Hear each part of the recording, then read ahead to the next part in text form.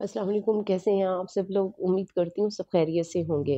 New मुकम्मल novel मेरे दिल नशीं आपकी खिदमत में हाजिर है। तो आ जाइए मुकम्मल नावल की तरफ चलते हैं। मैं उनसे शादी नहीं करूँगी। ये मुझसे नफ़रत करते हैं। बेशक मुझे सारी ज़िंदगी कँवारा रहना पड़े, मैं रह लूँगी ताया अब्बू, लेकिन आपके जलाद बेटे से शादी हरगिज़ नहीं करूँगी। मिराह ने रोते हुए इनकार किया था। आज उसकी बारात आनी थी लेकिन नहीं आई।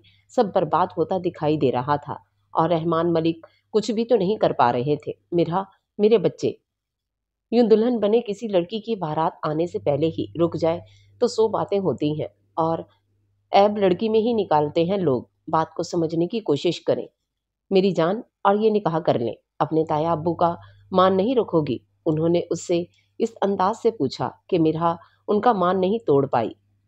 लाख वो मुंह फट झगड़ालू, लेकिन वो अपने ताया अब्बू से इस दुनिया में सबसे ज्यादा प्यार करती थी। ताया अब्बू, वो बहुत गुस्सा वाले हैं, मुझे उनसे डर लगता है। उसे एक और झूठ बोलता देख वजदान के माथे की रगें तनी, जो पूरे खानदान में उसकी इज्जत का अच्छा खासा फालूदा निकाल चुकी थी और खुद हमदर्दियां बटोरते उसे जालिम साबित कर रही थी। ऐसा कुछ नहीं होगा जब तक आपके ताया अबू जिंदा हैं।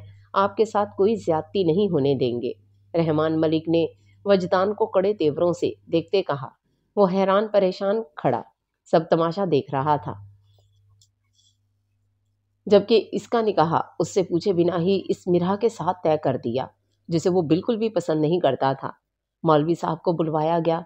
सभी पुरजोश से गले लगे। अचानक से दूल्हा बदल गया।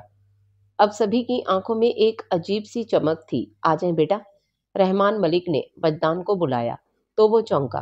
उसे लगा जैसे उसके साथ बहुत बड़ा मजाक हो रहा हो या उसकी जिंदगी को मजाक बना के रख दिया गया हो। बेटा, रहमान मलिक ने फिर से पुकारा। वो ढीले ढीले कदमों से आगे बढ़ा। बाबा, मुझे आपसे अकेले में कुछ बात करनी है। बिला आखिर वजदान ने हिम्मत करते कह ही दिया। बेटा, अब जो भी कहना सुनना है निकाह के बाद कहिएगा। अभी बहुत वक्त बीत गया है तो निकाह का फरीजा सर अंजाम दे। प्लीज बाबा, मेरी बात सुन लें। आप, मैं नाजी के साथ ऐसा नहीं कर सकता। आप समझने की कोशिश करें, ये गलत है। छोटा सा एहतजाज करना चाहा, जानता था बेमैनी है सब, लेकिन वो अपनी सही लाजमी करना चाहता था। और जो अली ने किया, वो क्या वो उसे जेब देता था? सब कुछ तय हो गया, हर चीज, हर रस्म। और आज जब बारात लानी थी तो उसे लगा वो गलत कर रहा है। किसी और लड़की की वजह से उसने मेरी मिराह को छोड़ दिया और अब आप उसी की बहन की तरफदारी कर रहे हो।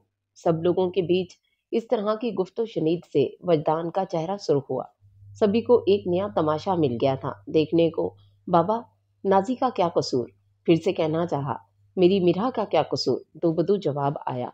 वदनान ने लब भींचे। देखें वदनान, मैं कुछ नहीं जानता, बस इतना समझता हूँ आप इस खानदान के बेटे हैं तो मेरा इस खानदान की बेटी, और मुझे अपने खून पे इतना भरोसा है कि वो अपने खानदान की बेटी को रुस्वा नहीं होने देगा। रहमान मलिक ने वदनान को भी इतने मान से कहा कि वदनान के पास इनकार की गुंजाइश ही ना बची। और फिर इन दोनों का निकाह हो गया, जिसे न दिल से मिराह ने कबूल किया और न वजदान ने। कुछ माह कबल क्या हुआ? फिर से लड़ाई हो गई भाई से। हरम ने किचन से बाहर आते मुंह सुजाए बैठी मिराह को देखा। पता नहीं कहाँ का तुरहम खान समझता है खुद को। जी चाहता है सारी शर्ट्स को आग ही लगा दूं। मिराह भरी बैठी थी। हरम के पूछने की देर थी, शुरू हो गई। यार, एक तो आप दोनों की लड़ाई, कोई दिन ऐसा नहीं गुजरता जब तुम्हारी और वदनान भाई की लड़ाई ना हुई हो। लगता है खाना ही नहीं हजम होता आप दोनों का। ये बात तुम अपने इन होनहार भाई को क्यों नहीं कहती, जो ना जाने कहाँ कहाँ का गुस्सा मुझ बेचारी पर उतारते हैं। मीरा ने अपने नैन कटोरों को पानी से भर लिए थे। हाय मेरी जान, बताओ तो सही, हुआ क्या? हरम ने दिलजोई से पूछा। गलती से टक्कर हो गई इस देव से। हाथ में पकड़ी चिकन मंचूरियन का सारा बाउल उनकी शर्ट पे। फिर आगे का ना पूछो। वो सुनाई के अल्लाह तौबा। मिरा अपनी ही हागे जा रही थी, जबकि वदनान जो शर्ट तब्दील करता वापस बाहर आया था, मिरा को इतना झूठ बोलता देख हैरान रह गया। सालन तो वाकई उसने गिराया था, लेकिन वरदान ने उसे कुछ भी नहीं कहा था सवाए एक घुरी के। अब उसके लिए वो बाहर कितना तमाशा बना रही थी। अच्छा तुम रो तो मत। हरम ने उसे अपने साथ लगाया। वरदान लब भींचते मोबाइल हाथ में थामे वहां उनके करीब से गुजरा। वरदान को देख वो दोनों ही चौंकी। भैया, हरम ने उसे पुकारा तो वो रुका था, लेकिन पलटा नहीं था। भैया, आपने मीरा को क्यों डांटा? देखे ना वो कितना रो रही है। हरम का लहजा भी रुंधा हुआ था। वरदान ने मुड़कर इस मगरमच्छ के आंसू बहाते मीरा को देखा, जो झूठ मकरो फ्रेब में मास्टर थी और ऐसे ऐसे झूठ घड़ती थी कि सामने वाले को अपना हमनवा बना लेती थी। देखो, देखो, अभी भी घुर रहे हैं। एक तो मेरा हाथ जला, ऊपर से सारा सालन भी गिरा दिया। अब मैं क्या खाऊंगी? मैंने तो इतने शौक से बनवाया था। अब इतनी जल्दी बन भी नहीं सकता। मिरहा ने आंसू पोंछते हुए कहा। मिरहा मेरी जान मत रो, भैया तुम्हें बाजार से अच्छे से रेस्टोरेंट से ला देंगे। क्यों भैया? साथ ही वद्दान से पूछा। वद्दान ने गहरा सांस खारिज किया। हरम उसे दिलो जान से अजीज थी, उसकी इकलौती बहन। उसकी कोई भी कही बात को वो कभी नहीं टालता था, चाहे फिर वो कुछ भी बोले। अब भी वो ना ही करता, लेकिन सामने हरम थी। ठीक है, ला दूंगा। बिना किसी बहस के हामी भर ली और बाहर की तरफ कदम बढ़ाए। ऐसे कैसे? ना जाने ये कब आएंगे वापस। मुझे मेरा चिकन मंचूरियन अभी खाना है। मिरहा फौरन अपनी जगह से उठती वरदान का रास्ता रोक गई। वरदान को इस पे सख्त गुस्सा आया, लेकिन वह मुश्किल जब्त करता मुठियां भींचता उसे देखने लगा। एक काम करते हैं भैया, आप हरम को साथ ले जाके खिला दें, ये भी खुश हो जाएगी। हरम ने हल पेश किया, जो वरदान को तो सख्त नागवार गुजरा, लेकिन मीरा को खुशी हुई। यस, ये हुई ना बात। मैं बस अभी आई, 5 मिनट में मेरा वेट करें, वो खुशी से कहती। अंदर की जानी बढ़ी, जबकि वरदान ने हरम को ऐसे देखा जैसे वो उसकी नहीं मिरहा की बहन हो। भैया, खैर है, ले जाए, खुश हो जाएगी वो। और जाती भी कहाँ है? कोई भी इसे कहीं नहीं लेके जाता। आपके साथ जाने से कितना खुश हो रही थी। हरम के लहजे में प्यार ही प्यार था। मून, मुझे इसे ले जाने को कोई मसला नहीं। मुझे हमेशा उसके झूठ बोलने से चिढ़ होती है। वरदान ने साफ लफ्जों में कहा। जानती हूँ भैया, लेकिन छोड़े ना, क्योंकि वो दिल की बहुत साफ है। बस ये सोच लिया करें। वो आपस में बात कर रहे थे कि मीरा तैयार होती अब इनके पास आन पहुंची। चले? खुशी उसके चेहरे से हुईदा थी। तुम भी चलो साथ, वरदान ने ऑफर की तो मीरा का मुंह बना। नहीं भैया, मुझे अपनी असाइनमेंट मुकम्मल करनी है। मैं फिर कभी सही। हरम ने सहूलत से इनकार किया तो वरदान मीरा को लेता बाहर गाड़ी की जानिब बढ़ा। वरदान की इतनी बड़ी गाड़ी में बैठने का ख्वाब आज मीरा का पूरा हो ही गया था। वो बहुत एक्साइटेड थी। सारा रास्ता खामोशी रही। एक रेस्टोरेंट के बाहर गाड़ी खड़ी करते वरदान उसे अंदर ले गया, जहां उसने चिकन मंचूरियन को छोड़कर बाकी सब ऑर्डर किया। अब वो बहुत इश्तियाक से इर्द गिर्द देख रही थी और वजदान उसकी तमाम हरकतें नोट कर रहा था कि मिरहा की नज़र उस पे पड़ी। उसकी मुस्कुराहट सिमटी थी। ऐसे क्यों घूर रहे हैं? मुझे थोड़ा दबे दबे लहजे में पूछा।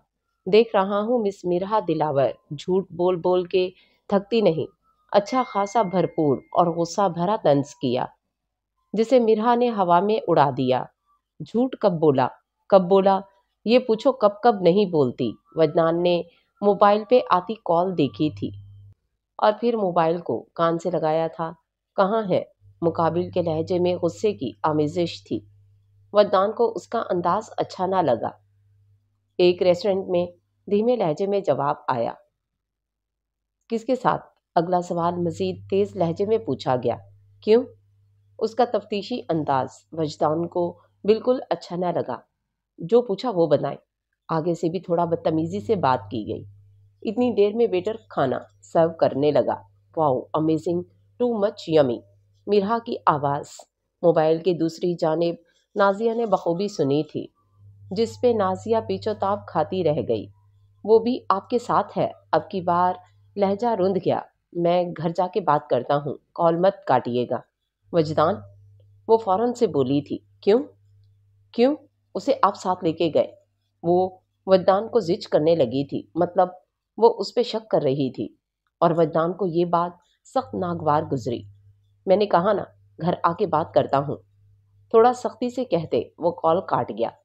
لینا آپ بھی کھائیں، یہ بریانی لاجواب ہے سچی، مرہا نے مزے سے لے کے کھاتے ہوئے کہا۔ جلدی کرو مجھے ضروری کام ہے، وجدان نے اس کی بات کاٹتے سپاٹ انداز میں کہا تو مرہا نے کندھے اچکاتے کھانے کے ساتھ بھرپور انصاف کیا۔ شکر الحمدللہ، مرہا نے سیر ہو کر کھانا کھایا تھا۔ ہو گیا اب چلو، وجدان نے اٹھتے ہوئے کہا۔ بل وہ پہلے ہی پے کر آیا تھا، اتنی بھی کیا جلدی ہے، ابھی ایک چیز رہتی ہے، مرہا نے اٹھتے ہوئے کہا۔ اب کیا رہتا ہے؟ وجدان نے آنکھیں پھیلائیں۔ وہ مون نے کہا تھا آتے ہوئے آئس کریم لے آنا۔ سچی؟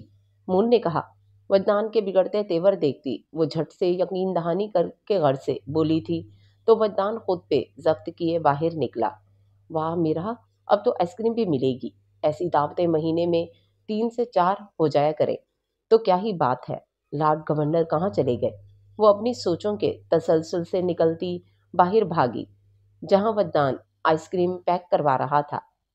مرہا مسکراتے ہوئے اس کی جانب بڑھی کہ کسی نے بہت زور سے اسے ٹکر ماری۔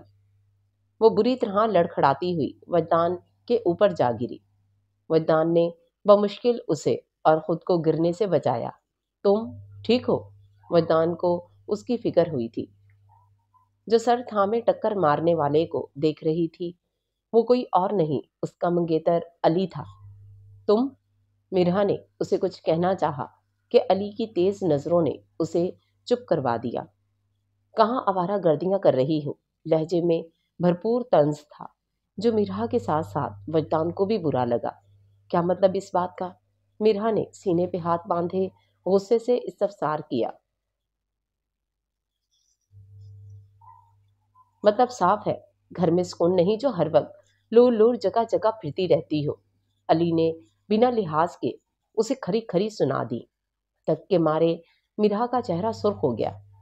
میں اکیلی نہیں، وجدان بھی میرے ساتھ ہے، صفائی دینا چاہی تو پھر بھی کر تو رہی ہو نا آوارہ گردی۔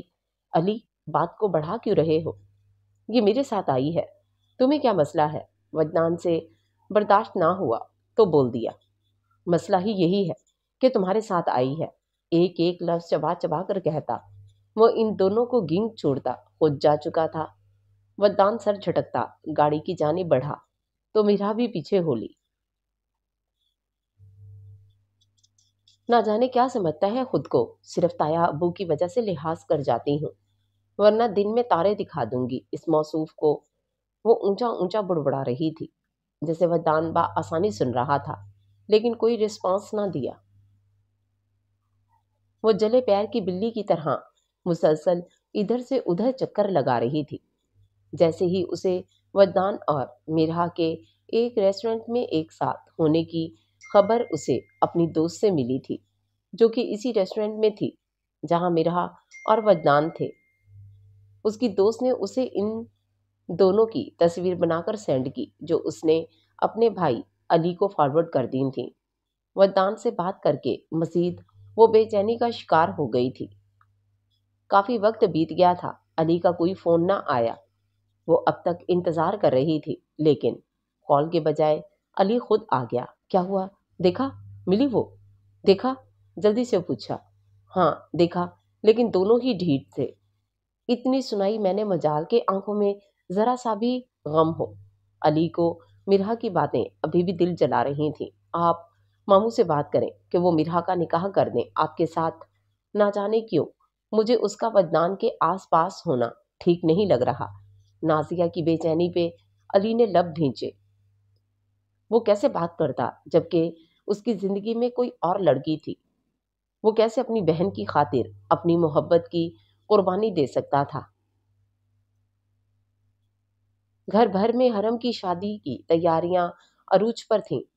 اس سال بڑی عید کے فوراً بعد ہی شادی کی ڈیٹ فکس کر دی گئی تھی۔ سبھی تیاریوں میں مصروف تھے۔ حرم اور وجدان دونوں بہن بھائی تھے۔ وجدان حرم سے 3 سال بڑا تھا۔ اس طرف زرمین بیگم کے گھر حرم نے آنکھ کھولی تو وہیں دوسری طرف مرہا کی بھی پیدائش ہوئی جو بالکل اپنی ماں کی طرح ہی خوبصورت تھی۔ لیکن قسمت کی ستم ظریفی وہ 4 سال کی تھی جب اس کے ماں باپ عمرہ ادا کرنے گئے تو واپس پہ پلین کریش میں ان کی ڈیتھ ہو گئی۔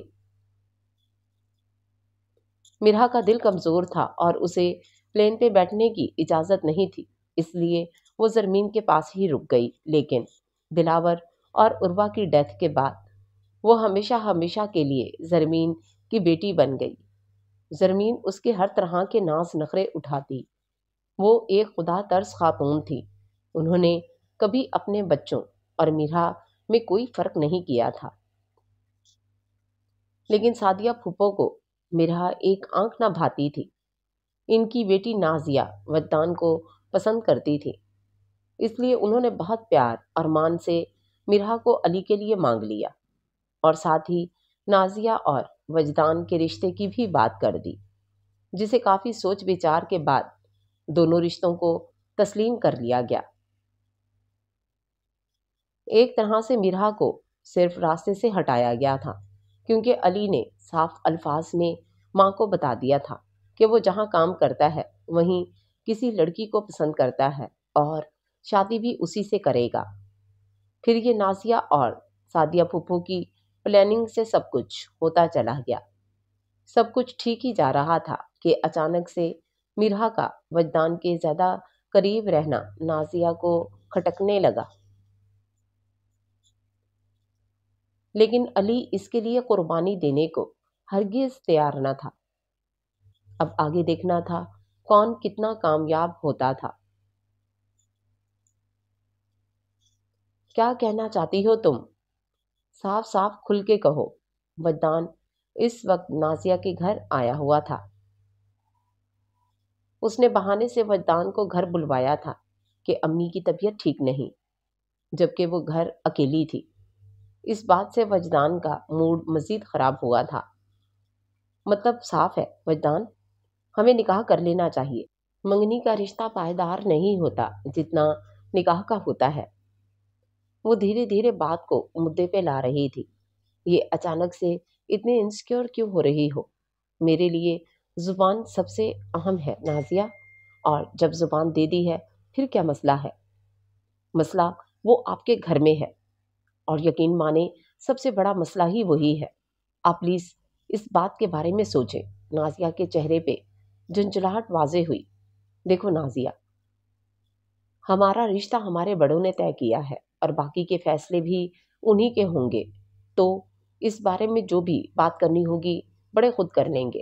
میں چلتا ہوں، دیر ہو رہی ہے، کچھ دیر رک جاتے۔ اس نے اسے اٹھتے دیکھا تو بے چین ہوئی۔ نہیں، پھر کبھی آؤں گا جب سب گھر ہوں گے۔ مجھے اندازہ ہوتا تم گھر میں اکیلی ہو تو کبھی نہ آتا، میرے پاس اکیلے کبھی نہ آتے، لیکن اس مرہا کے ساتھ اکیلے میں وقت گزار لیتے ہیں۔ نہ چاہتے ہوئے بھی نازیہ تلخ ہوئی۔ وجدان نے ایک نظر اسے دیکھا اور خاموشی سے اٹھ گیا۔ رکے رکے نا، وہ پیچھے لپکی۔ نازی، ایک بات میری یاد رکھنا، اگر مجھے مرہا میں انٹرسٹ ہوتا تو اس سے منگنی کرتا، اور یہ کام کرنا میرے لیے مشکل بالکل نہیں تھا، لیکن ہر بات کی ایک لمٹ ہوتی ہے۔ مزید اب میں کچھ نہیں کہنا چاہتا۔ وجدان کے سپاٹ و سنجیدہ انداز نے نازی کو شرمندہ کر دیا۔ M sorry. نازیہ نے اس کا ہاتھ تھاما۔ وجدان نے خود پہ ضبط کیا اور دھیرے سے اس کا ہاتھ اپنے بازو سے پیچھے کیا۔ اللہ حافظ۔ وہ جا چکا تھا اور نازی گہری سوچ میں ڈوبی تھی۔ پلیز پلیز مجھے یہ سوال سمجھا دیں، پلیز۔ میں آپ کو اپنے ہاتھوں سے اچھی چائے بنا کر پلاؤں گی۔ وجدان آفس کے کام میں بزی تھا۔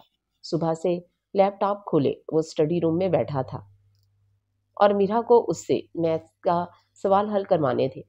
وہ بہت ذہین تھا اور جو بھی سمجھاتا مرہا کو ہمیشہ اس کی سمجھ آ جاتی۔ اس سے پہلے بھی وہ رحمان ملک کے کہنے پہ اس کی پڑھائی میں کافی دفعہ مدد کر چکا تھا۔ آج سچ میں مرہا پریشان تھی۔ کل اس کا میتھس کا ٹیسٹ تھا اور اسے بالکل کچھ سمجھ نہیں آ رہا تھا۔ بہت دل برداشتہ ہو کر وہ بلا آخر اسٹڈی روم کی جانب بڑھتی اس سے ریکویسٹ کرنے لگی۔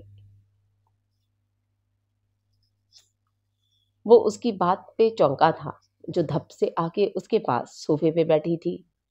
مجھے کام ہے مرہا، بہت بزی ہوں، وجدان نے ٹوکا اور اپنے کام میں مصروف ہو گیا۔ پلیز وجی، ہیلپ کر دینا، آپ اتنا اچھا سمجھاتے ہیں، فوراً سمجھ آ جاتا ہے۔ پلیز۔ میرا کو جب مدد کی ضرورت ہوتی وہ اگلے بندے سے کام نکلوا ہی لیتی تھی۔ اچھا ٹھیک ہے، پہلے چائے پلاؤ، اچھی والی، وجدان نے حامی بھرتے ہوئے کہا۔ بس ابھی لائی۔ وہ فوراً اٹھتی کچن کی طرف بھاگی تھی۔ تھوڑی ہی دیر میں چائے کے کپ کے ساتھ کچھ اسنیکس ٹرے میں رکھے وہ واپس آئی۔ وجدان اپنا کام ایک طرف کرتا اب چائے کے ساتھ لطف اندوز ہو رہا تھا۔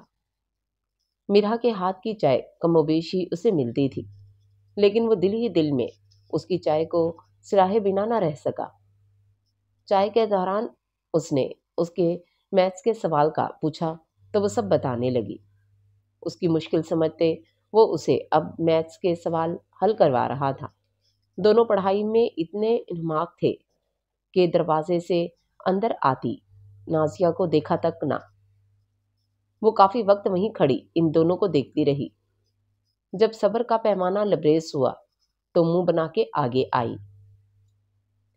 لگتا ہے آج کچھ زیادہ ہی پڑھائی ہو رہی ہے، نازی نے دانت پیستے کہا تو وہ ایک دم چونکے۔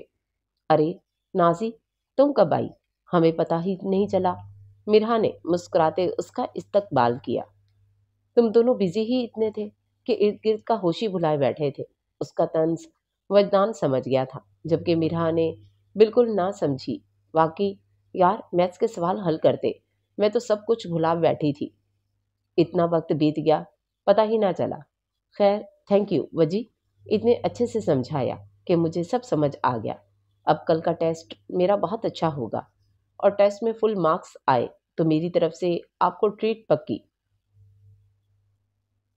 وہ جوش میں بولتی جا رہی تھی، وجدان صرف مسکرا سکا۔ اس کی مسکراہٹ مرہا کے لیے تھی۔ اس بات کی سوچ آتے ہی نازی کے اندر شدید نفرت جاگی۔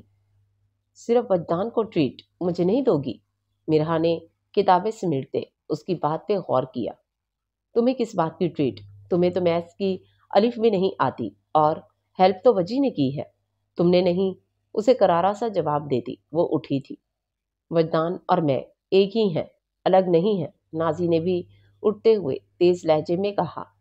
اچھا، مجھے تو الگ الگ دکھائی دے رہے ہو، مرہا نے مذاق اڑایا تو نازی لب بھیج گئی۔ اچھا تم گپ مارو جس وجہ سے آئی ہو، میں چلی۔ مرہا اسے مسکراتے آنکھ ونک کرتی باہر جا چکی تھی، جبکہ وجدان نے اب اپنا لیپ ٹاپ کھول لیا تھا۔ اپنا کام مکمل کرتا وہ نازی کو اگنور کر گیا، جو اسے بری طرح سلگا گیا۔ وجدان، کتنا فضول بولتی ہے یہ، کیسے برداشت کر لیتے ہو اس کی باتوں کو؟ اس کے پاس بیٹھتے وہ مرہا کی برائی کرنے لگی۔ وجدان خاموش ہی رہا۔ کیا بات ہے؟ کوئی جواب نہیں، اور مجھے اگنور بھی کر رہے ہو؟ نازی نے شکوہ کیا۔ نازی، ابھی میں بہت بزی ہوں، یہ پروجیکٹ آج ہی مکمل کرنا ہے تو پلیز۔ حد ہے وجدان، جب اتنا وقت لگا کے آپ اس مرہا کو سوال کروا رہے تھے تب آپ کو یہ پروجیکٹ یاد نہیں تھا، اور اب میری دفعہ تم اس کا مقابلہ کیوں کر رہی ہو؟ وجدان کے ماتھے پہ بل پڑے۔ میں مقابلہ نہیں کر رہی وجدان، لیکن مجھے برا لگا ہے، نازی نے سر جھکائے نم لہجے میں کہا۔ اچھا اداس نہ ہو، میں کام جلدی ختم کرتا ہوں، پھر آئس کریم کھانے لے چلوں گا۔ وجدان نے اسے چیئر اپ کیا اور وہ خوش ہو گئی۔ میں ویٹ کر رہی ہوں، وہ کہتے ہوئے اٹھی تھی اور خوشی سے باہر آئی۔ مرہا حرم کے ساتھ جھولے پہ بیٹھی تھی، اور ان کا ایک کزن حیدر بھی وہاں موجود تھا۔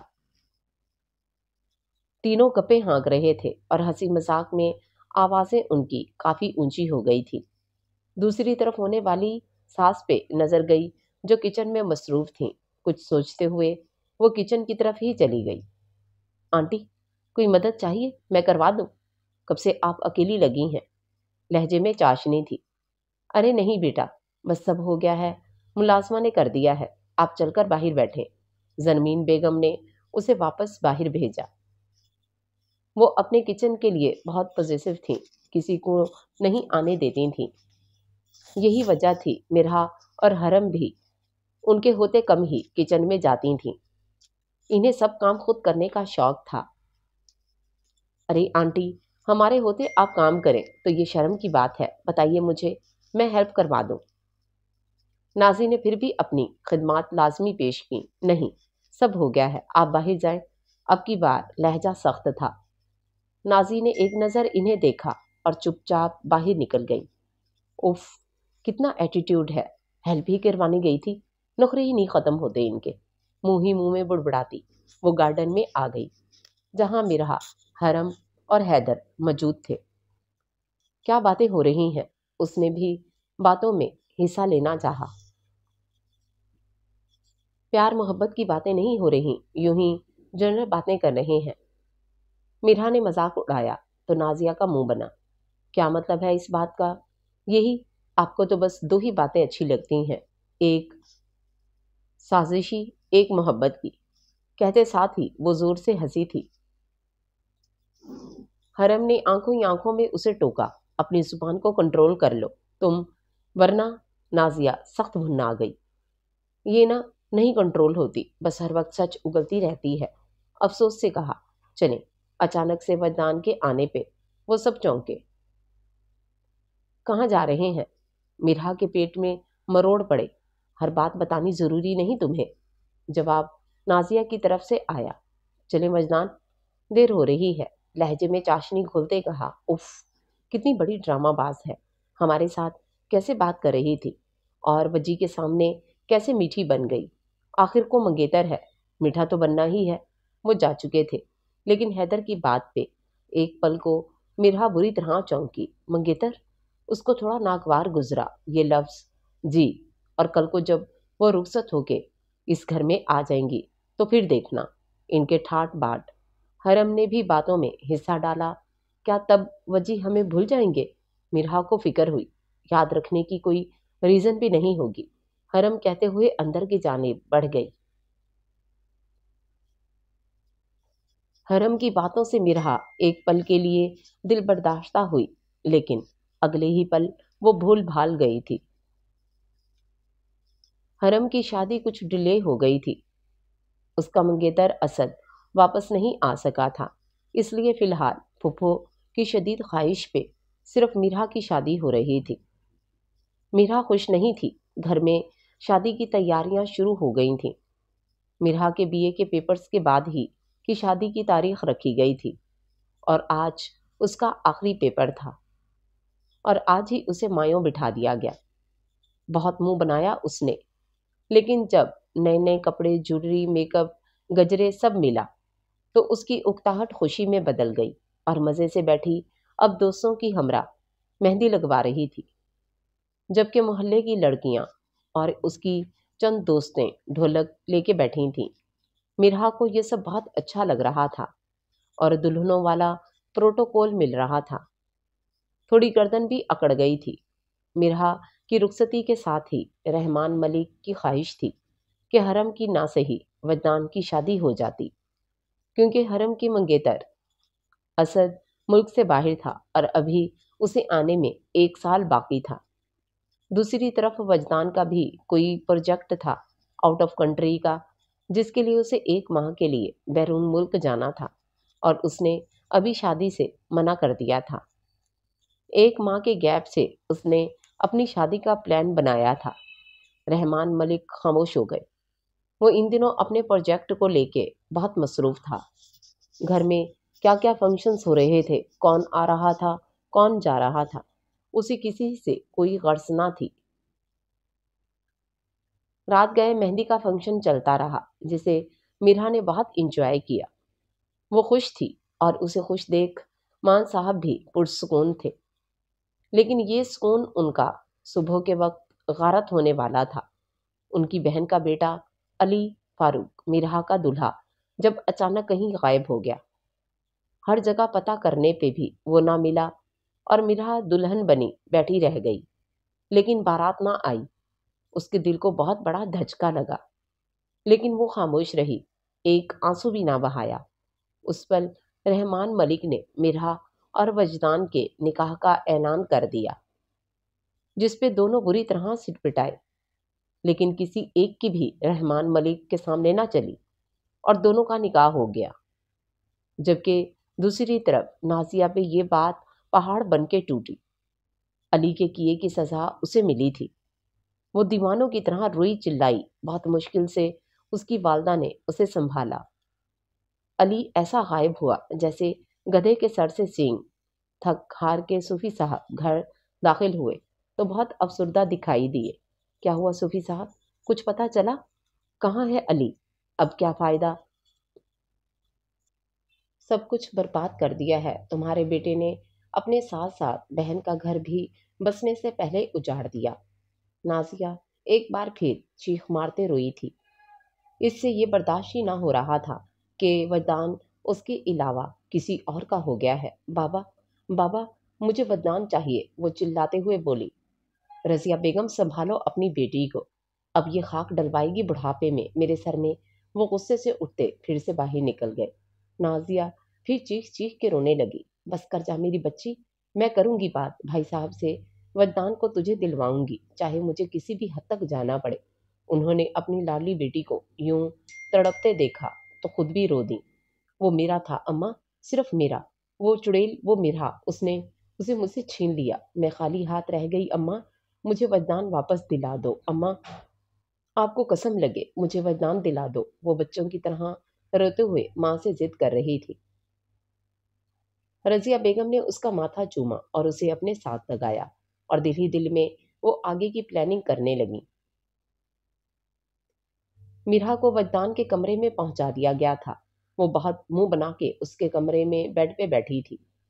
ना सेज, ना ही कोई इस्तकबाल और ना ही कोई आज कोई प्रोटोकॉल मिला। हर सू खामोशी छाई हुई थी। अली, ये तुमने अच्छा नहीं किया। एक बार तुम मुझे मिल जाओ, तुम्हें तो सीधा जहन्नुम पहुंचाऊंगी। वो दिल ही दिल में सोचती। मुंह के जाविये बिगाड़ रही थी कि उसी लम्हे वरदान गुस्से से दरवाज़ा खोलता अंदर दाखिल हुआ और जोर से दरवाजे को बंद किया कि मिरा बेचारी अपनी जगह सहम के रह गई। चोर अखियों से वरदान को देखा। देखने में तो बहुत हैंडसम है ये बंदा, क्रश भी हो सकता था मेरा। बस ये नाक पे हर वक्त का सजा गुस्सा, इसी से मुझे चिढ़ है।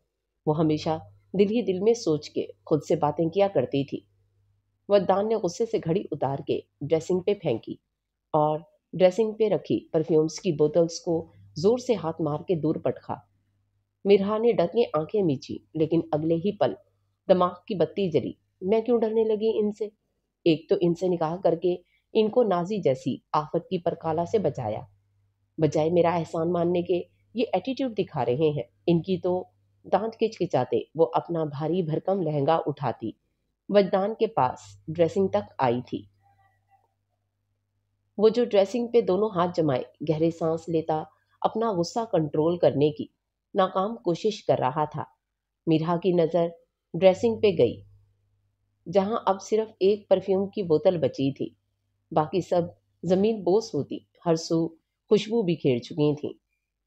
इस बेचारी बोतल ने क्या बिगाड़ा था इनका, इसे भी जमीन बोस कर देते हैं। चलो, ये नेक काम मैं ही कर देती हूँ, मीरा ने सोचते हुए वो परफ्यूम की बोतल उठाते जोर से जमीन पे पट गई, जो कई टुकड़ों में बटती उसके पाँव को भी जख्मी कर गई। दर्द से बिलबिला उठी। वरदान ने माथे पे बल डाले उसे देखा। ये क्या हरकत थी? उसे पाँव पकड़ते कारपेट पे बैठते देख वो भड़का। या अल्लाह, मैं मर गई। मेरा पाँव, इतना बड़ा कांच, उफ, इतना खून, हाय मेरा दिल। मिरा की ड्रामेबाजियां शुरू हो चुकी थीं और वरदान उसकी दुहाइयां देने पे जिच होता घुटनों के बल उसके पास बैठा था।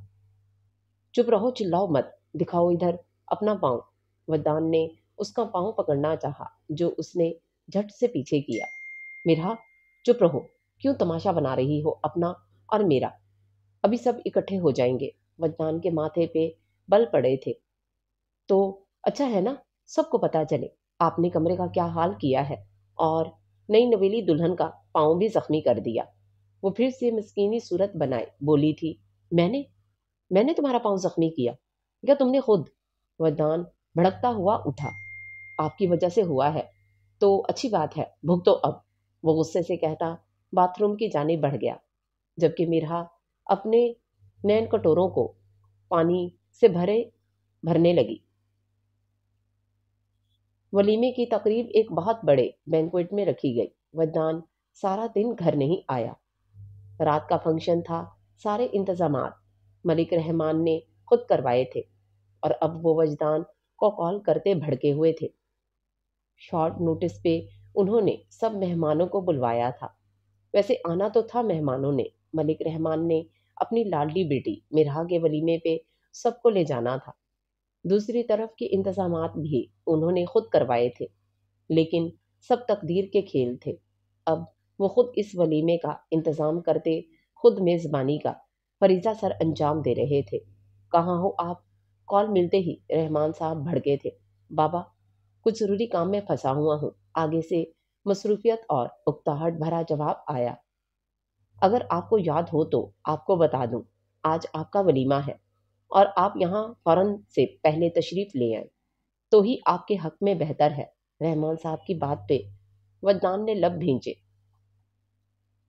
अब वो इन्हें क्या बताता कि वो जल्द अज जल्द इस मुल्क से बाहर जाने का इरादा रखता था, लेकिन इस वक्त वो अपनी फुप्पो के घर बैठा उनके दुखड़े सुन रहा था। मैं आ रहा हूँ कहते ही कॉल कट की। बेटा वदनान, अली के किए की सजा मेरी बच्ची को मत देना। मेरी बच्ची बर्बाद हो जाएगी। मैं तुम्हारे आगे हाथ जोड़ती हूँ, उसके साथ ये जुल्म ना करना। वो बेतहाशा रो रही थी और अब वदनान के आगे हाथ भी जोड़ दिए थे। प्लीज फूफो, ऐसा मत करें। आप जानती हैं सब फैसले बाबा जान के होते हैं और उन्हीं की ख्वाहिश पे मैंने मिरहा से निकाह किया है। अब नाजी वो शशोपंज में मुब्तला हुआ। कोई बात नहीं बेटा, किस्मत का लिखा समझ के नाजी कबूल कर लेगी। वो आपकी दूसरी बीवी बन जाएगी, लेकिन निकाह आपसे ही होगा और आज ही होगा। फुफ्फो इमोशनली ब्लैकमेल करने लगी। वदनान इंतहाई परेशान हुआ। एक तरफ मिरहा उसके निकाह में थी, उसके साथ आज उसका वलीमा था। रहमान मलिक की मुसलसल आती कॉल्स को वो इग्नोर करता तंग आ चुका था। तो दूसरी तरफ फुफ्फो थी जो अपनी झोली फैलाए उससे अपनी बेटी नाजी की खुशी मांग रही थी। माफ कीजिएगा फुफ्फो, मैं एक वक्त में एक ही निकाह रख सकता हूँ। ना ही मैं मिरहा के साथ कोई ज्यादती करना चाहता हूँ, ना नाजी के साथ। मिरहा से निकाह के बाद नाजी से निकाह करना उसके साथ भी और मिरहा के साथ भी ज्यादती होगी। आप अल्लाह पे भरोसा रखें। नाजी को भी कोई ना कोई अच्छा। नाजी को वजदान चाहिए। अचानक से नाजी सामने आते हुज़ियानी अंदाज में चिल्लाई कि वो दोनों अपनी अपनी जगह से उठ खड़े हुए।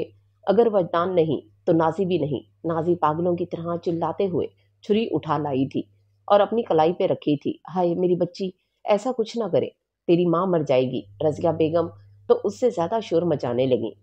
मुझे वरदान चाहिए वरना मैं खुद को मार डालूंगी। वरदान मेरा था, इसे मिरा का नहीं। जो किया अली ने किया, उसके किए की सजा मैं नहीं भुगतूंगी। वो चिल्लाते हुए छुरी का दबाव भी बढ़ाती जा रही थी। मेरी बच्ची कोई बचाओ, वो मर जाएगी। रजिया फूफो की दुहाइयां शुरू हो चुकी थीं। वदनान जिच आ चुका था, जो थोड़ी बहुत उसको नाजी और फूफो से हमदर्दी हो रही थी अब वो भी खत्म हो गई थी। हो गया आप दोनों का? वरदान की अचानक आवाज उभरी तो वो चौंकी। मुझे लगा नाजी तुम मैच्योर लड़की हो और कहीं ना कहीं तुम्हारे साथ ज्यादती हुई है। हमदर्दी थी मुझे, लेकिन तुम तो मीरा से भी दो हाथ आगे निकली। अफसोस, मैं समझ नहीं पाया। वरदान गुस्से से कहता बाहर की तरफ कदम बढ़ाए कि नाजी ने माँ को इशारा किया कि उसे रोके। रजिया बेगम फुर्ती से आगे बढ़ी। नहीं वरदान बेटा, मेरी इज्जत तुम्हारे हाथ में है, उसे यूं मत उछाल के जाना। मैं तुम्हारे हाथ जोड़ती हूँ, पाँव पकड़ती हूँ। वो वरदान के कदमों में बैठ गई। क्या कर रही हैं फुप्पो?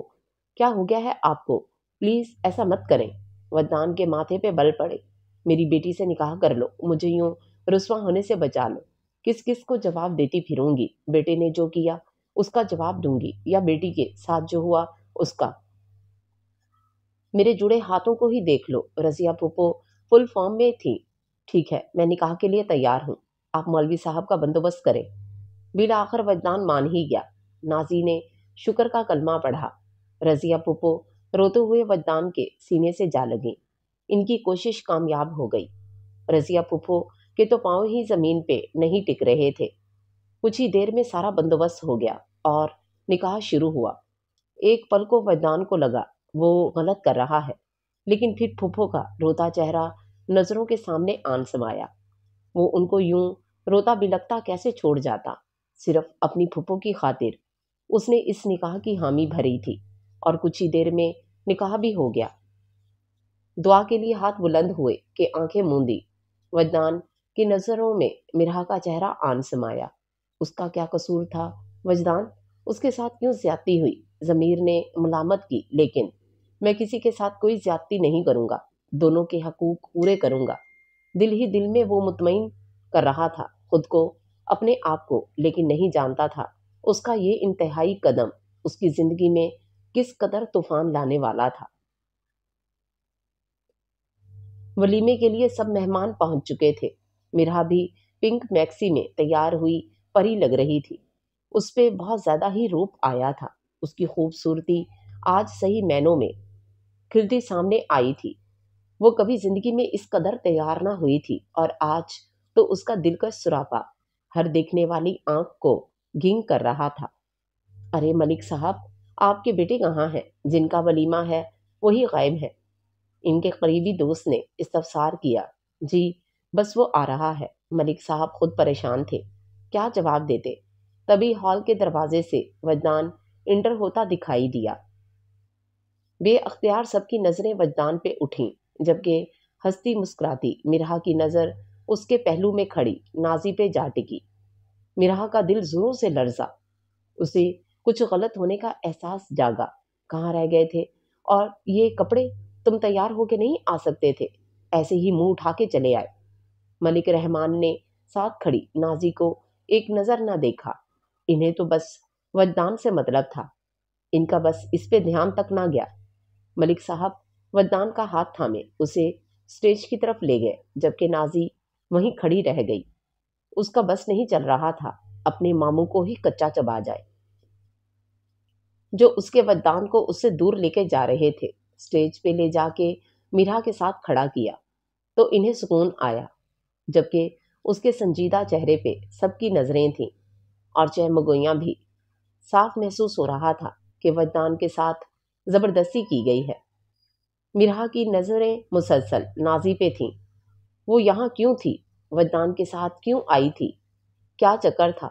اسے تجسس ہو رہا تھا، لیکن فی الحال اسے چپ رہنا تھا۔ وہ دلہن تھی، اور دلہنیں بولتی نہیں۔ یہ نازی کیوں آئی ہے تمہارے ساتھ؟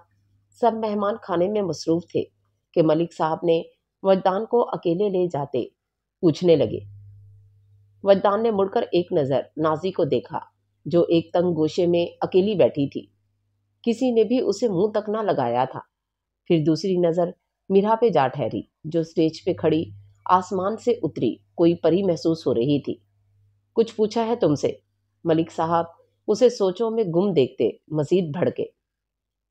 نکاح کر لیا ہے نازی سے میں نے، وجدان نے نظریں جھکائے کہا، جیسے اپنے گناہ کا اعتراف کر رہا ہو۔ ملک صاحب تو اس کی بات سن کر گنگ رہ گئے۔ کیا بکواس کر رہے ہو تم ایسا؟ ان کی آواز اونچی ہوئی کہ پھر دبی دبی آواز میں چلائے۔ تم ایسا کیسے کر سکتے ہو وجدان؟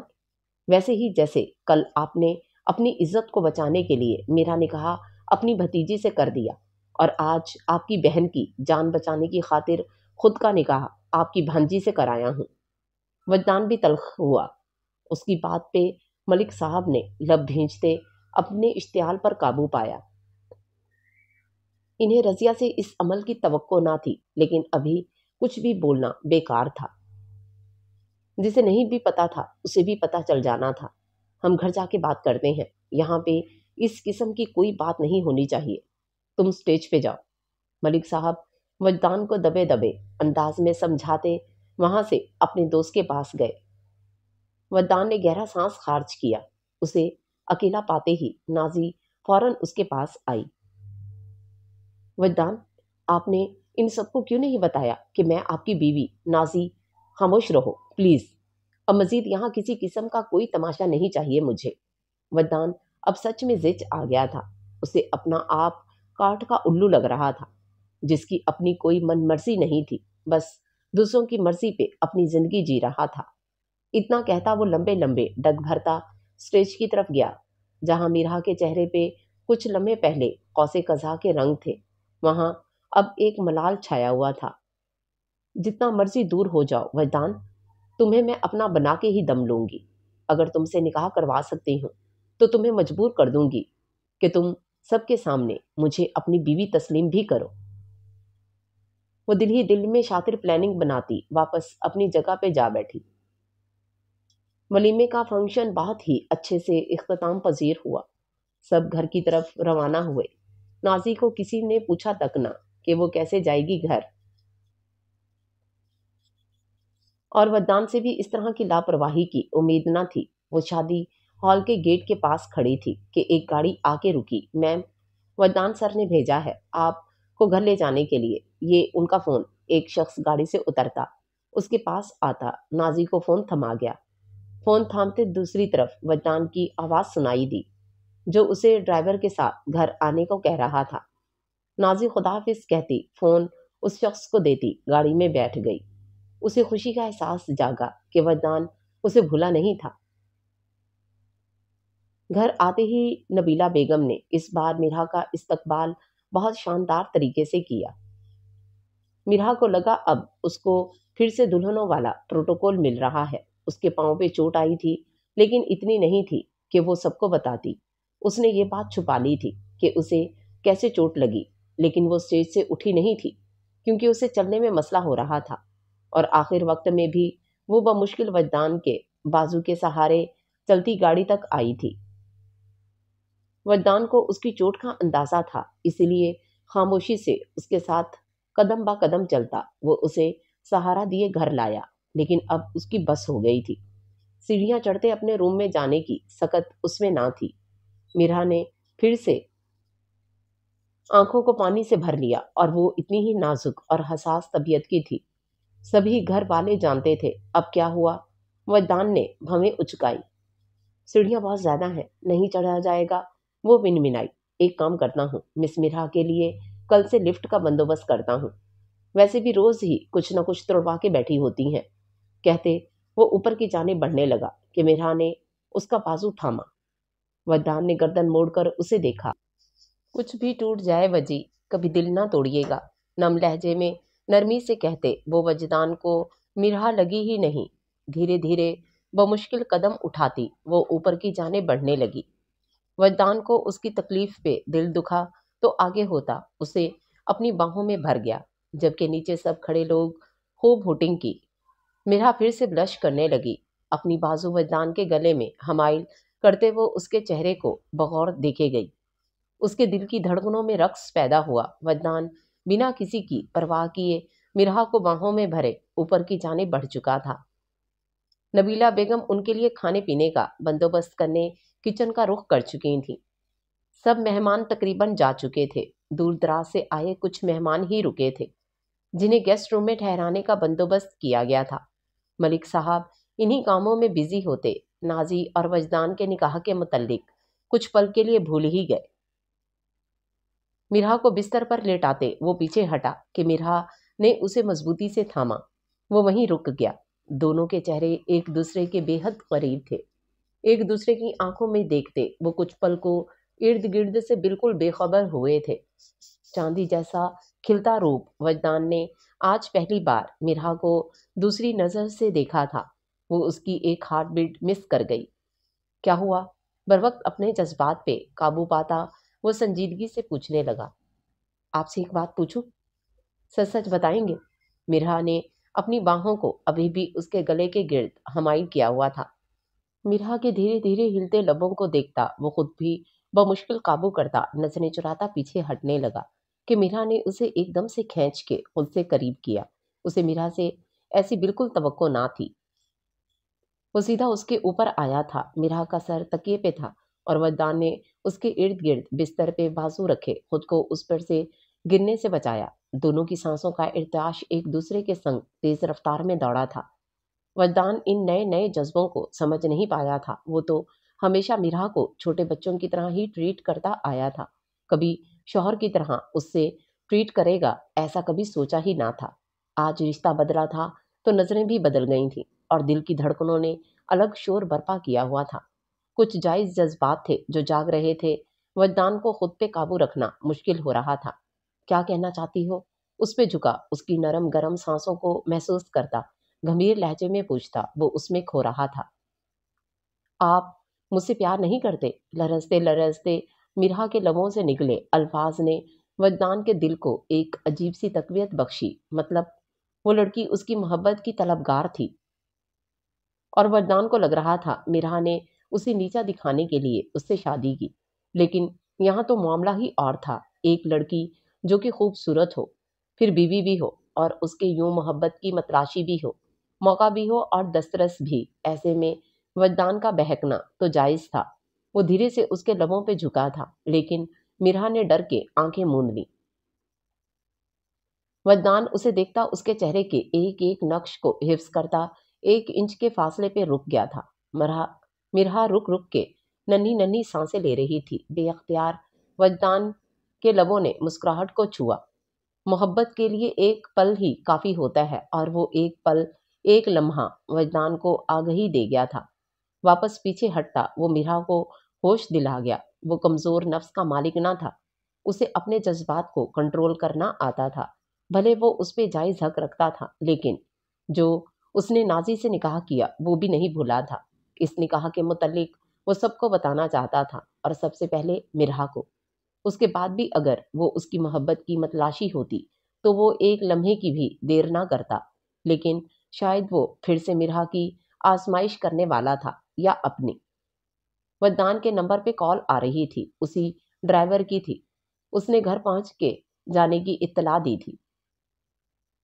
مرہا اسے بس دیکھتی رہ گئی، جو اسے یوں ادھورا چھوڑ کے باہر دروازے کی جانب قدم بڑھا چکا تھا۔ مرہا نے بستر پر کونی رکھتے بے یقینی سے اسے جاتے دیکھا۔ روم کا دروازہ کھولتے کہ وہ پلٹ کر ایک نظر مرہا کی حیران نظروں کو دیکھتا، خود بے اختیار کھوتا واپس پلٹا تھا، اور اس کے قریب آتے جھکتا اس کے گلے کے پیچھے سے ہاتھ لے جا کے اس کے چہرے کو اپنے چہرے کے قریب کرتا، اس کی سانسوں کو قید کر گیا تھا۔ مرہا نے گھبرا کر آنکھیں بند کی۔ اس کے دل کی دھڑکنوں کا شور وجدان کو بھی محسوس ہو رہا تھا۔ اس کا کانپنا بھی وجدان سے چھپا نہ رہ سکا۔ اس کا یہ انداز وجدان کو مزید بہکا رہا تھا۔ اس کی سانسوں کو روکتا محسوس کرتا وہ پیچھے ہٹا تھا۔ وہ گہرے سانس لیتی، گیلے اور لال چھلکاتے لبوں کے ساتھ گھبرائی نظروں سے وجدان کو دیکھنے لگی۔ یہ ایک چھوٹا سا ٹریلر تھا میری محبت کا، میرے جنون کو مت جگانا مسز مرہا وجدان، ورنہ پھر روتی رہو گی۔ اس کی آنکھوں سے گالوں پہ بہہ جانے والے آنسوؤں پہ چوٹ کرتا، اس کے آنسو اپنی انگلی کے پوروں سے چھوتا وہ مسکرایا تھا۔ مرہا کا سر شرم سے جھکا تھا۔ وجدان نے آگے ہوتے اس کے ماتھے پہ محبت کی پہلی مہر ثبت کی۔ سونا مت، آتا ہوں تھوڑی دیر میں، اسے نرمی سے کہتا وہ باہر نکلا، جبکہ مرہا اپنی منتشر ہوتی دھڑکنوں کو شمار کرنے لگی، اور شرما کے اپنا چہرہ اپنے دونوں ہاتھوں میں چھپا لیا۔ ملک صاحب کی کوٹھی سے گاڑی اندر داخل ہوئی۔ نازی بیرونی گیٹ عبور کرتی اندر آئی تھی۔ شاید سبھی سونے کے لیے جا چکے تھے۔ نازی کو اپنا آپ یہاں بہت ہی عجیب لگ رہا تھا۔ بنا بارات کے وہ رخصت ہو کے یہاں آ گئی تھی۔ کون اس کا استقبال کرتا؟ اندرونی دروازے کے پاس گرے پھولوں کی پتیوں سے وہ اندازہ لگا سکتی تھی کہ کس قدر استقبال کیا ہوگا۔ اس کے دل میں درد کی ٹیس سی اٹھی۔ وہ وہیں کوریڈور میں کھڑی رہ گئی۔ اسے سمجھ نہ آیا کہ وہ کہاں جائے۔ وجدان کے کمرے میں، لیکن وہاں تو مرہا ہے۔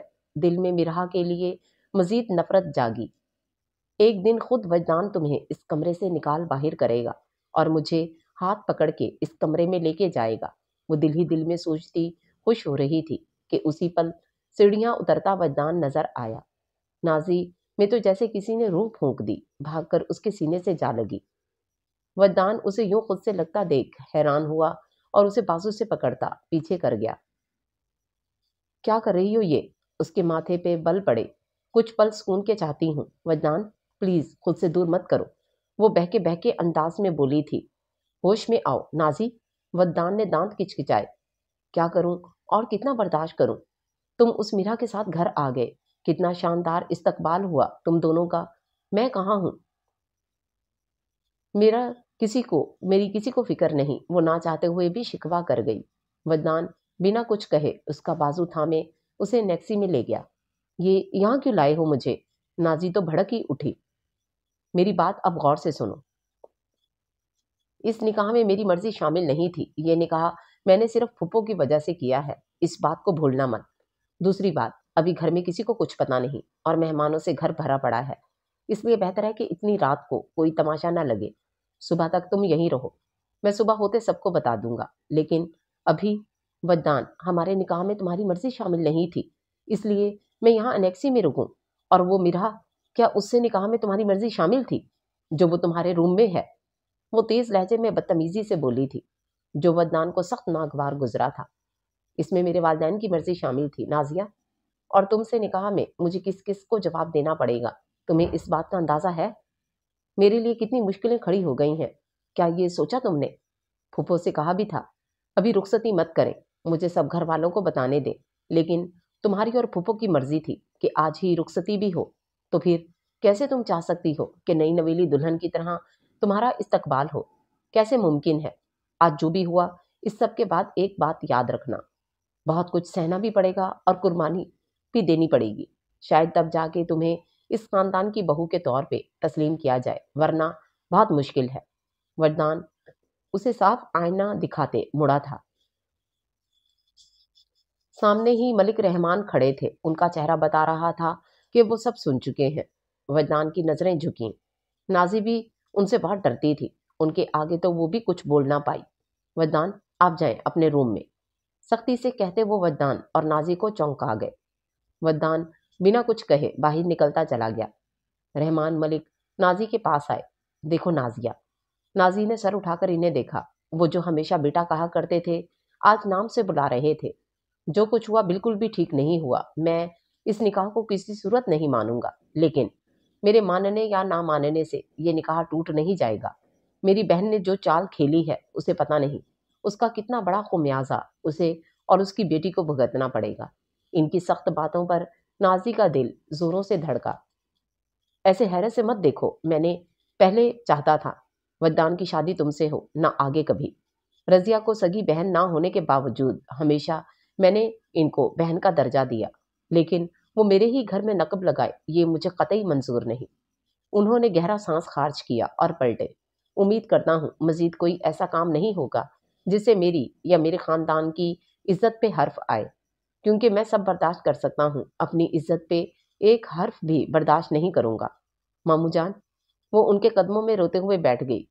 خدا کا واسطہ ہے، کچھ بھی کیجیے گا، لیکن مجھے وجدان سے الگ مت کیجیے گا۔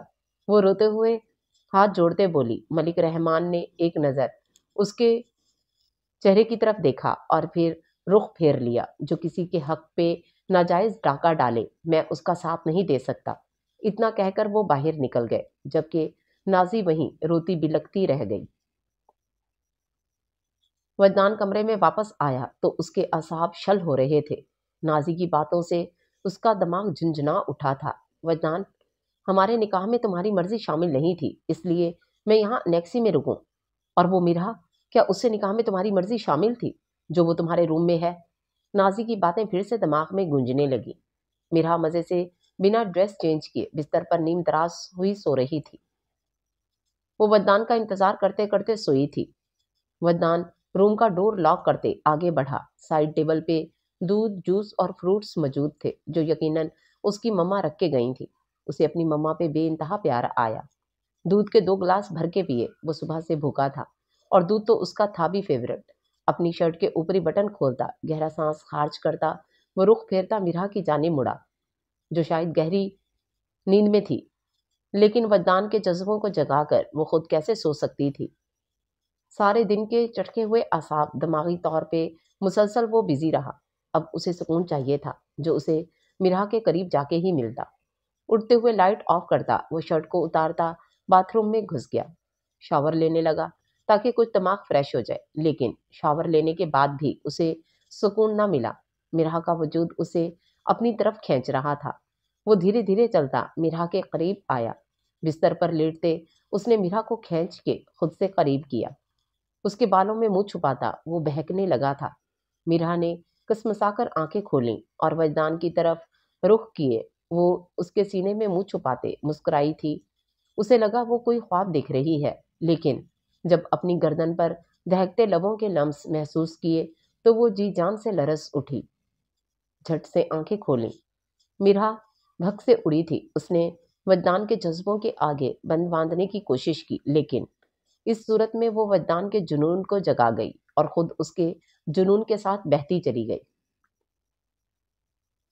صبح کا سورج جہاں وجدان اور میرا کے ملن کی نوید لایا تھا، وہیں نازی کے اندر دہکتے انگاروں نے اب ایک نیا طوفان لانا تھا۔ گڈ مارننگ میری میرا، وجدان نے کسمسا کے اسے آنکھیں کھولتا دیکھ محبت سے کہا تو وہ شرما کے اپنی نیمواں آنکھیں بند کرتی رخ موڑ گئی۔ وجدان نے اسے پیچھے سے کھینچ کے خود سے قریب کرتے اس کے بالوں میں منہ چھپایا۔ وجی، اسے پھر سے رومانٹک ہوتے دیکھ وہ منمنائی۔ جی وجی کی جان۔ اس کا رخ اپنی طرف موڑا۔ اس کے چہرے پہ کھلتے رنگوں کو دیکھ وہ جی اٹھا تھا۔ ایک خوشی کا احساس اس کے رگوں پہ میں اتر رہا تھا۔ آپ بہت گندے ہیں، میرا نے اسے نیا نام دے دیا۔ واٹ؟ وجدان کو اس کی بات پہ شوق لگا، جو اس کی وائٹ شرٹ پہنے اپنی رعنائیوں سے بھرے وجدان کو بہکا رہی تھی۔ پھر سے آپ نے مجھے پھر سے جگا دیا اور پھر سونے ہی نہیں دیا، وہ پیار بھرا شکوہ کر گئی، جبکہ اس کی آواز ابھی بھی میرا کی وجہ سے بھاری ہو رہی تھی۔ یہ تو اب ہر رات ہوگا، وجدان نے اس انداز میں کہا کہ میرا بری طرح گھبرائی۔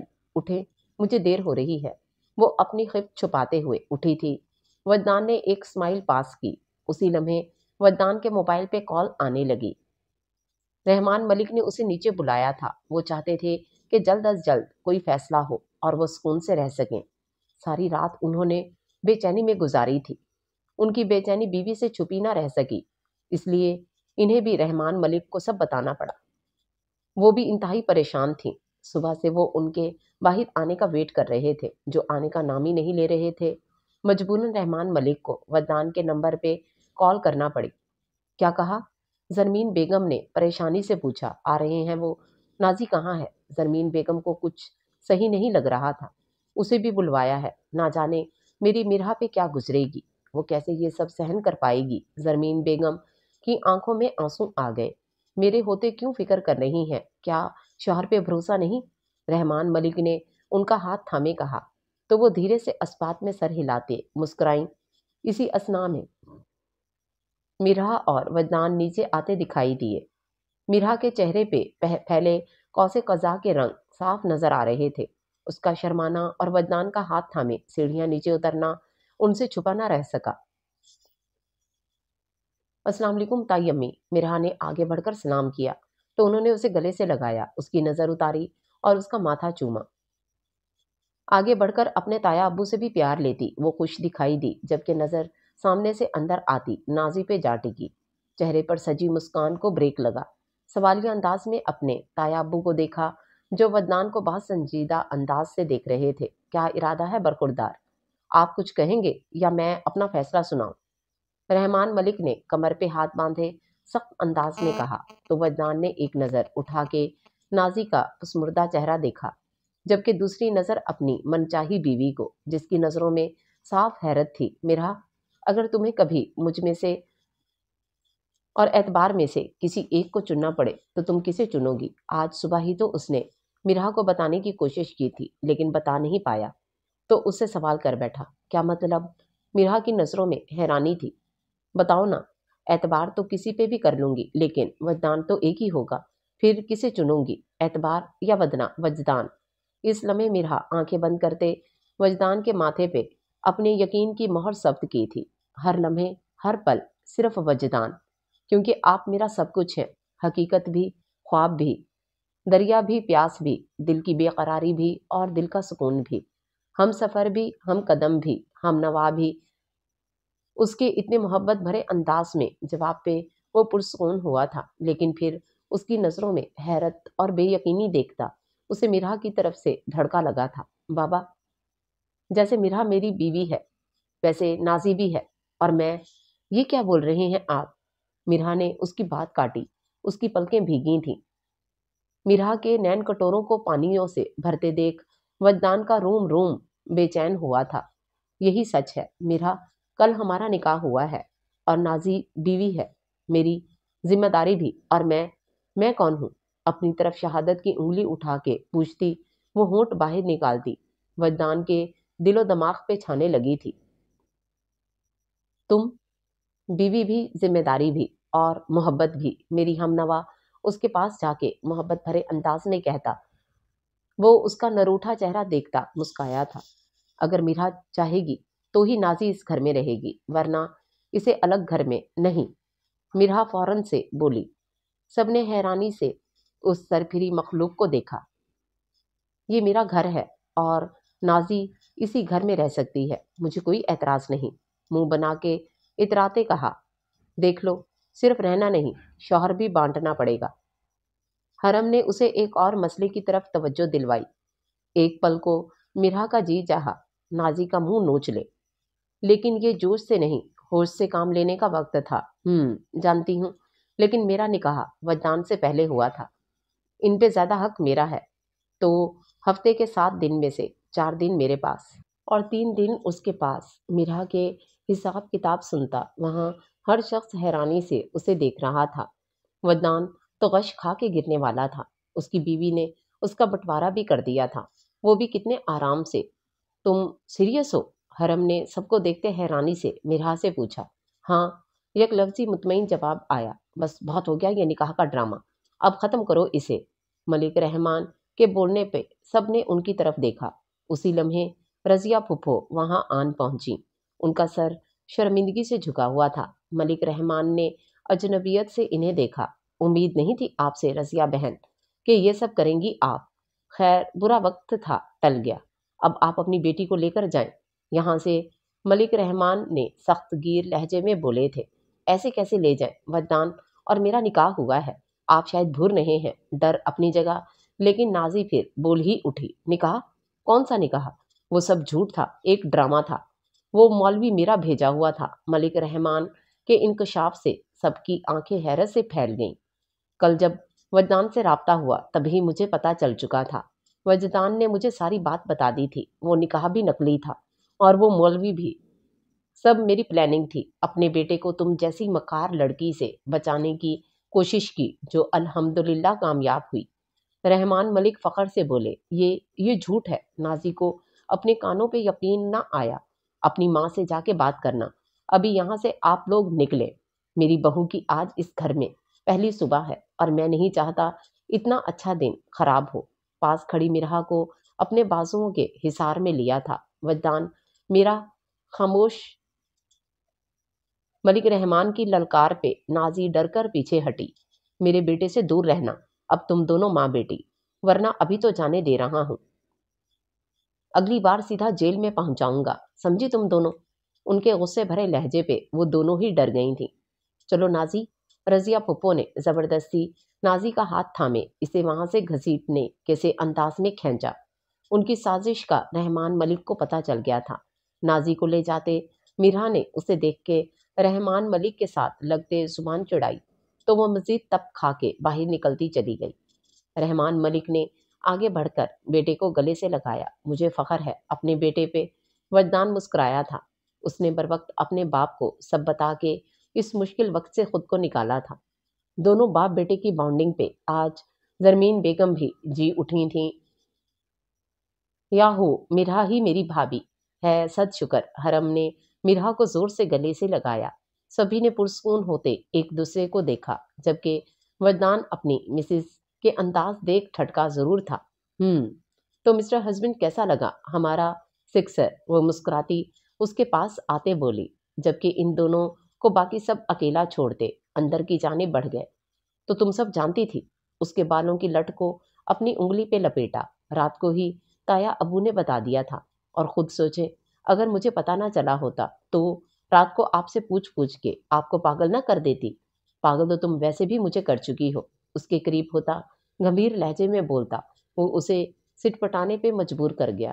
آپ بہت گندے بچے ہیں۔ اس کے سینے پہ بازو رکھتے اسے پیچھے دھکیلا تو وہ مسکرا دیا۔ محبت بہت میسنی ہو تم۔